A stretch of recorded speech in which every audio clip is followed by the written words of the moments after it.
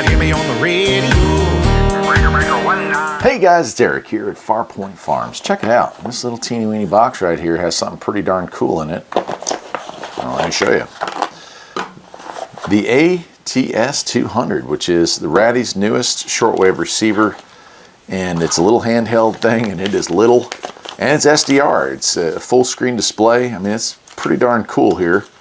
So let me go ahead and open up the manual, take a quick look at that, and then we'll get to playing with it. ATS20, ATS25, ATS25 Plus, these are all radios that you've seen on my channel. This is the handheld version of it, and looks pretty cool here. Let's see here. Not a ton here. FM mode is 64 to 108, stereo and RDS supported. Long wave, 153 to 500 on the AM band. Midwave, 520 to 1710 on the AM band. Shortwave, 1730 all the way up to 30,000 megahertz. AM, lower sideband and upper sideband. And then air mode, 118 to 135. So it offers just about everything you could get. And then it has some pretty basic functions as far as how to operate it, but it's menu driven. If you're familiar with the other radios, then this is very much the same. And yeah, it's got some pretty cool stuff here. Okay, so what else does it come with other than the, and I'll go ahead and peel that off. So the case is metal, nice little metal case.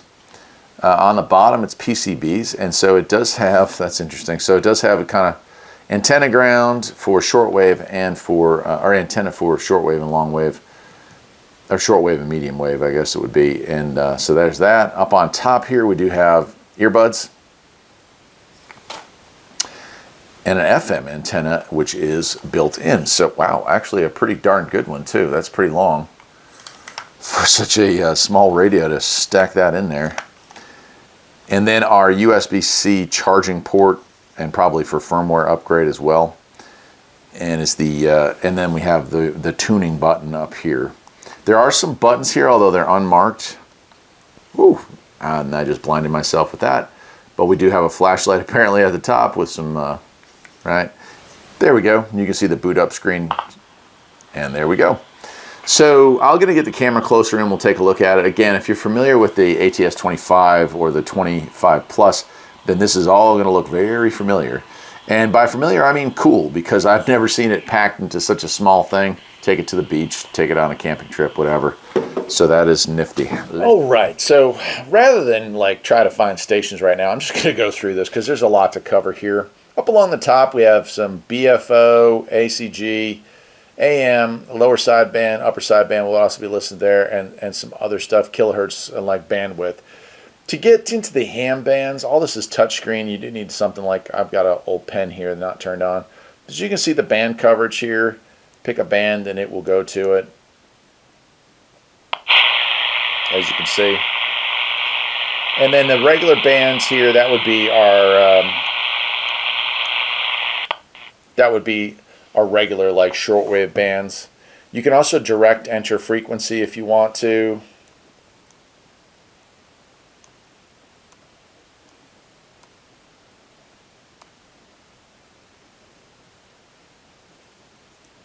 And there we go with like direct entry. I was wondering if maybe we could pick something up there, but anyway, BFO if you want to get into that. So, well, we're in AM mode, so we can't do that. But if I go into, yeah, you can hear you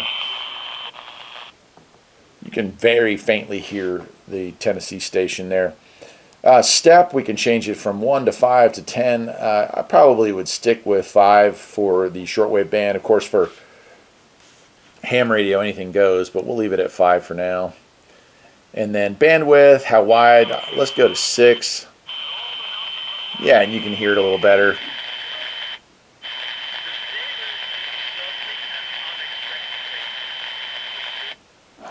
Right, so that's pretty cool.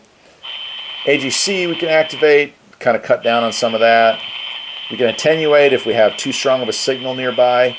Mode, AM, lower sideband, upper sideband, and CW are there. CW is supposed to have some decoding software to decode, but I'm not sure that this version has it. For right now, we'll leave it on AM here. Then, of course, mute and volume. how we change our volume. Once you do that, you have the ability to change that, but we'll leave that right now. And then we get into next here.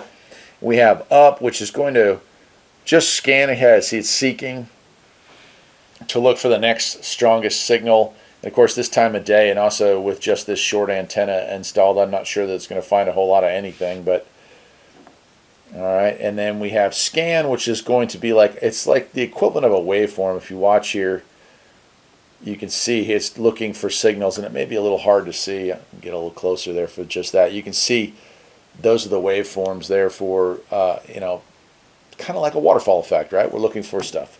Then we can change the scale on that if we want to a much smaller scale. There's some stronger stations there, right? So we can go back there. So that's kind of cool. Setup, we have a couple things here. Setup here. Oh, this is America. We don't have FM at 64, but we can roll through RDS on FM, digital backlighting, memo, screensaver. I'll let you read through those. Scan accuracy, auto scale. It does have a Wi-Fi feature for updating the hardware, and Bluetooth as well. And then we can reset it. So we'll get out of that.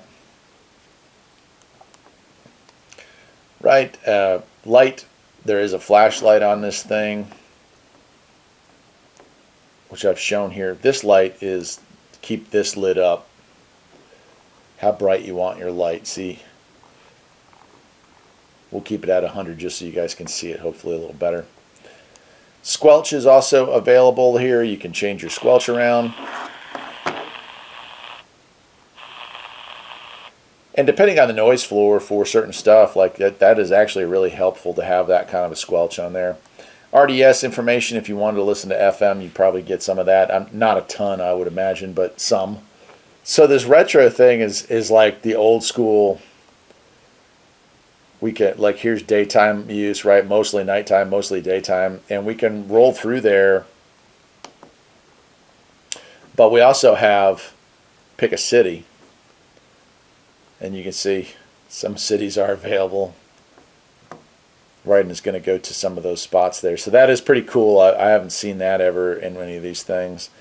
Info is going to give us the, really, you better use your reading glasses for that, but it's going to tell us our, you know, like what OS number this is, what revision number. And then memo, we can write down, hey, I like this station here at noon was pretty good. So pretty neat little setup here. Of course, you do have some other buttons. This is our flashlight up on top. This is adjust the channel. And it also has a extra one. So we press down on that and we can switch back between squelch and between that. So that's kind of nice.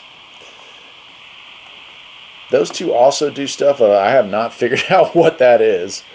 But yeah, it's pretty cool. There's not a ton to say about it. The case is... you know, it feels like the whole radio, let me be honest with you on this, the whole radio feels like a project. You know, you've got PCB board showing up here on the bottom for your antenna or mic. The case is a brushed aluminum, and it's clearly like, it feels like a project. Up on top, you can see more PCB exposed here. USB charging our flashlight and some backlighting here. So, I mean, it's all there. I'm not saying that to mean like, oh, this feels cheap, because it doesn't feel cheap at all. It just feels like a project board. It feels like something, a kit you would make yourself, you know? But, I mean, you having a full-featured SDR-based radio built into something that literally fits in your hand. I mean, that's incredible. It's a pocket radio. And so plenty of fun you can have with something like this. Hook it up to a, you know, a better